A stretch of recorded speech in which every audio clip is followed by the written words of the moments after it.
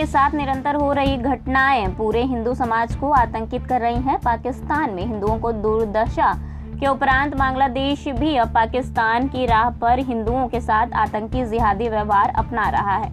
सत्ता परिवर्तन के प्रयास बांग्लादेश को इस्लामी जिहाद की ओर निरंतर बढ़ाने के लिए प्रेरित कर रहे हैं। वर्तमान की कार्यवाहक सरकार बांग्लादेश के हिंदुओं को निरंतर प्रताड़ित कर रही है।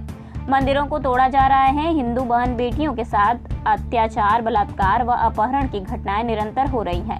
हिंदू समाज की आस्था के स्थलों व धार्मिक स्थलों को तोड़ा जा रहा है। संत समाज को जेल में डालने का कार्य बांग्लादेश की सरकार कर रही है। इस्कॉन के संत व हिंदू मंदिरों के पुजारी को प्रताड़ित करने का काम व उन्हें जेल में डालने का निर्दयी कार्य बांग्लादेश की कार्यवाहक सरकार के द्वारा निरंतर हो रहा है। बांग्लादेश की कार्यवाहक सरकार की जिहादी मानसिकता को प्रदर्शित करता है। बांग्लादेश में निरंतर हिंदू घट रहा है। आज केवल 8% हिंदू समाज बांग्लादेश में है, जो अपने जीवन यापन के लिए बांग्लादेश में असुरक्षित ही नहीं, अपनी बहन बेटियों के जीवन की रक्षा के लिए भारत की ओर देख रहा है। वर्तमान स्थिति में यदि बांग्लादेश ने हिंदुओं के साथ अत्याचार बंद नहीं किया तो जो बांग्लादेश कल तक मित्र देश था वह भी पाकिस्तान की तरह हिंदू विरोधी जिहादी मानसिकता के रूप में जाना जाएगा। ऐसी स्थिति में भारत सरकार अंतर्राष्ट्रीय पटल पर गंभीरता से इस विषय को रखे और बांग्लादेश की कार्यवाहक सरकार को चेतावनी देते हुए कि हिंदू समाज और उसके धार्मिक आस्थाओं के केंद्रों की रक्षा के लिए वह तुरंत आवश्यक कदम उठाए, अन्यथा हिंदू समाज बांग्लादेश के विरुद्ध आवाज उठाते हुए हिंदू समाज को जागृत करने का काम करेगा और बांग्लादेश के हिंदुओं के साथ हो रही अत्याचार की घटनाओं को सारी दुनिया के समक्ष रखेगा।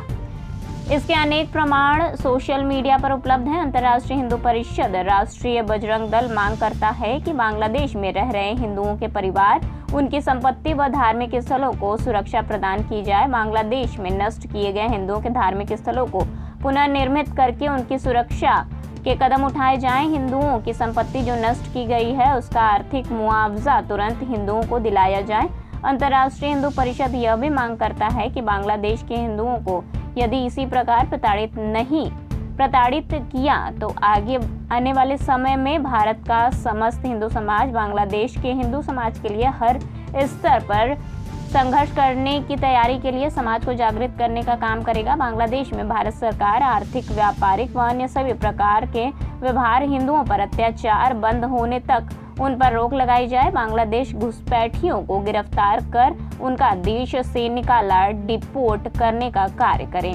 रिंकू देवंशी, जिला अध्यक्ष, राष्ट्रीय बजरंग दल, काशी महानगर। संदर्भ में आप लोग आए थे यहाँ पे जो बांग्लादेश में हिंदुओं का नरसंहार किया जा रहा है, उनको मंदिरों को जो है निशाना बना के तोड़ा जा रहा है। पुजारियों को छूटे मुकदमों में जो है फंसाया जा रहा है।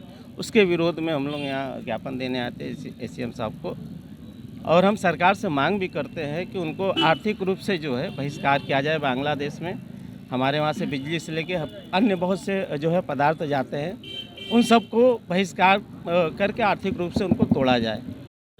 अर्जुन कुमार मौर्य, महामंत्री, राष्ट्रीय बजरंग दल, काशी प्रांत। आज हम लोग बांग्लादेश में जो हिंदू समाज के साथ कुछ प्रयास किया जा रहा है, जो अत्याचार हो रहे हैं, उसके खिलाफ आज अखिल भारतीय स्तर पे ज्ञापन राष्ट्रपति महोदय के नाम से दिया जा रहा है, अंतर्राष्ट्रीय हिंदू परिषद, राष्ट्रीय बजरंग दल के द्वारा। उसी संदर्भ में आज हम लोग यहाँ काशी के जिला मुख्यालय पर आज ज्ञापन देने आए थे और ज्ञापन माननीय एसीएम साहब ने लिया है। और ज्ञापन के माध्यम से राष्ट्रपति महोदय से हम लोग मांग करते हैं कि यथाशीघ्र बांग्लादेश में हिंदुओं के साथ जो हो रही अत्याचार है उस पर सख्त कोई कार्रवाई हो और विश्व के जो अन्य देश हैं सबसे इस विषयों में चर्चा हो और हिंदू सुरक्षित हो बांग्लादेश के अंदर, इस पर कठोर कार्रवाई की जाए।